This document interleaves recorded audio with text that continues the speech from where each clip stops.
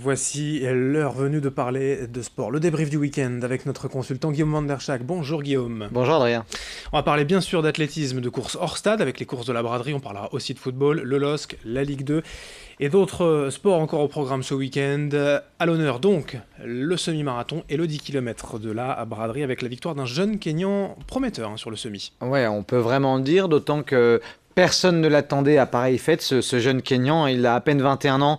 Il s'appelle Kendi Kibiwot et il n'était même pas dans les 5 favoris. Maintenant, retenez bien ce nom. Il avait un record personnel sur 10 km à 27,56 et il n'avait jamais couru de semi-marathon de sa vie. Et puis, il remporte son tout premier semi, donc c'est très beau. Ça a été en plus tout sauf une course d'observation. Il y avait d'abord une quinzaine de coureurs.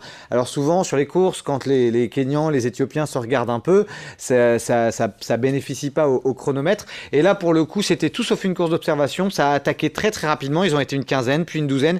Puis rapidement, ils se sont retrouvés à une poignée de 5-6 coureurs. Et avant d'observer un joli duel entre Kibiwot et Abraham Cheroben, qui est un ancien Kényan naturalisé pour le Bahreïn. Il est quand même, Abraham Cheroben était quand même vice-champion du monde 2018. Il a un record personnel à 58 minutes 40. Et donc, c'est vraiment un coureur qui était le grand favori. Il a terminé deuxième parce qu'on n'attendait pas Kendi Kibiwot à pareille fête. Il a été capable de relancer après le dernier minute tunnel pour se détacher et finalement ne plus être rejoint. À l'arrivée, c'est quand même, Adrien, la 8e performance mondiale de l'année. Et puis, il y a quand même eu donc 2 hommes sous l'heure, alors que l'année dernière, il n'y avait eu aucun athlète en dessous de l'heure. Le record, je pense, aurait pu tomber s'il n'y avait pas eu un mini couac sur le parcours en termes d'aiguillage et surtout s'il n'y avait pas eu une météo aussi chaude parce que forcément il y aurait fait 5-6 degrés de moins, ça aurait été plus clément pour les organismes et je pense que le record aurait pu tomber. Le problème d'aiguillage, qu'est-ce que c'est?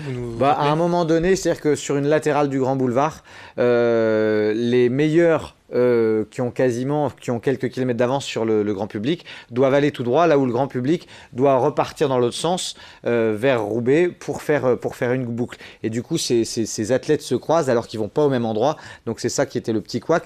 Alors d'après Jean-Pierre Wattel, le directeur de la Ligue, ça n'a pas ralenti les tout meilleurs, mais je pense que voilà, il y a eu un petit raté. Cependant, c'était quand même une belle fête, plus d'ambiance le long du parcours que les autres années. Et surtout, ce qui est à retenir, c'est que l'arrivée revient à Lille, aux portes de la braderie, boulevard Carnot. C'est bien pour 2 raisons, parce que d'abord, on arrive c'est plus festif.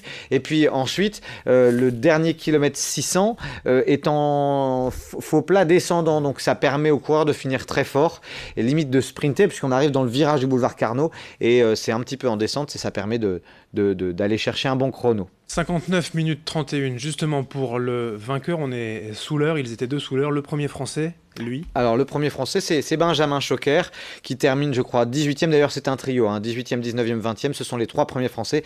Et Benjamin Choquer, lui qui était en préparation pour le marathon de Berlin, a bouclé le parcours en 1h 4 minutes et 30 secondes. Alors qu'en est-il également chez les femmes? Alors les femmes étaient un peu moins en réussite, ont peut-être un peu plus souffert de la chaleur que leurs homologues masculins. Victoire de Diana Chemtai, la Kenyane, en 1h 9 45. On est somme toute assez loin du record de l'épreuve chez les féminines qui est de 1h07. Et puis sur le 10 km, une victoire de James Sturry. James Sturry, c'est un ancien Kenyan naturalisé français qui est licencié à Marseille et qui a bouclé son 10 km en 30 minutes 21. Alors vous l'avez dit, le parcours est revenu en partie sur la fin dans le centre de Lille et je crois que l'organisateur a déjà discuté avec la mairie, les forces de l'ordre pour revenir encore un peu plus l'année prochaine dans le centre de Lille. On surveillera bien sûr tout cela. Après les courses de la braderie, un mot de football, bien sûr le LOSC joué hier à Reims et une nouvelle défaite malheureusement. Ouais, ça s'est pas bien passé, on a même un peu surpris après cette jolie victoire face à Saint-Etienne. On n'a pas reconnu les joueurs lillois ce week-end, une défaite à Reims sans avoir montré grand-chose. Il y a eu pas mal de lacunes défensives malheureusement, il y a eu des approximations au milieu de terrain et trop peu d'occasions franches pour que le LOSC puisse prétendre à revenir au score.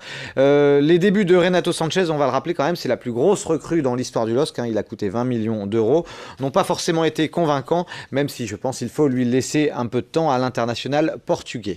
En Ligue 2, résultat pour Lens et Valenciennes. D'abord le VFC. Ouais, super bon résultat pour Valenciennes, qui a remporté son match face à Clermont sur le plus petit des scores, 1-0, un but de Teddy Chevalier à la 70e, et la défense valenciennoise a tenu bon en fin de rencontre. C'est la 4e victoire en 6 matchs pour les joueurs du VFC, et voilà les joueurs valenciennois qui prennent place sur le podium de la Dominos Ligue 2, derrière Le Havre et Lorient. Honnêtement, en début de saison, on n'aurait pas parié là-dessus, et c'est plutôt une bonne nouvelle du côté de Valenciennes. Alors je disais résultat de Lens, les Lensois jouent ce soir. Absolument, ce soir à 20h45, le RC Lens joue à Grenoble. Il faut absolument redresser la barre après une série un petit peu décevante. Face au sang et or, Grenoble voudra vraiment se refaire parce que les joueurs grenoblois n'ont toujours pas remporté le moindre match cette saison. Alors il sort de nulle part peut-être, mais maintenant on le connaît bien, Benjamin Pavard, un petit clin d'œil? Oui, forcément, parce qu'il découvre un peu, il joue depuis quelques semaines sous les couleurs du Bayern de Munich, et il a marqué, et un petit peu comme lors de la dernière Coupe du Monde face à l'Argentine, il a commis une petite erreur défensive, il a voulu se rattraper, et du coup il a marqué un but de la tête, comme il sait le faire, c'est un excellent joueur de tête, Benjamin Pavard, et donc au nordiste natif de Maubeuge, on souhaite bien sûr une très très bonne saison avec l'équipe du Bayern. Allez, rapidement, un petit mot de basket, le tournoi des Hauts-de-France. Oui, ça se déroulait à Saint-Quentin, le BCM qui a déçu, puisqu'il s'est incliné contre une équipe de Pro B, le LMB, 60-64. En revanche, le Portel a logiquement battu l'équipe de Denain, 87-62. Un peu de golf aussi. Oui, juste une info pour vous dire que c'est la victoire d'un jeune Villeneuvois prometteur à l'Open de Mormal. Il est licencié à Brigode et il s'appelle Maxime Rodriguez. C'est un grand espoir du golf régional. Et puis une dernière information pour terminer. Oui, parce que je sais que vous n'allez pas en parler, Adrien. J'avais envie de vous nous parliez, vous, quelques instants de la CCC, le 110 km du côté du Mont Blanc. C'est un trail, c'est très difficile. Et puis, vous avez réussi à boucler le parcours en un peu plus de 20 heures. Donc, qu'est-ce que vous pouvez nous en dire quand même? C'est une des courses de l'UTMB, en fait, l'Ultra Trail du Mont Blanc, dont on a peut-être beaucoup parlé dans les chroniques sportives ce week-end. C'est la petite sœur, en fait. 101 km, la CCC de Courmayeur jusqu'à Chamonix, la moitié, en fait, du tour du Mont Blanc, sur le GR, le sentier de grande randonnée. En 23h27 avec un ami Olivier, voilà, on a marché pendant presque une journée, marché et couru, c'était sympa. Et alors, pas trop mal aux jambes aujourd'hui? Un petit peu, on est bien installé ici, assis, ça se passe bien, oui, mais ça va revenir. Beaucoup d'hydratation, voilà, pour tous les sportifs qui ont fait aussi les courses du semi-marathon et du 10 km, faut bien boire après une épreuve et puis ça se passe bien. Bravo en tout cas à vous Adrien, et puis on se retrouve la semaine prochaine pour débriefer l'actu du prochain week-end. Allez. Bonne semaine à tous. Effectivement, merci Guillaume pour ces résultats sportifs. On se retrouve la semaine prochaine. Bonne semaine à vous. Bonne semaine. Merci à vous de nous avoir suivis. Dans un instant, d'autres infos à suivre.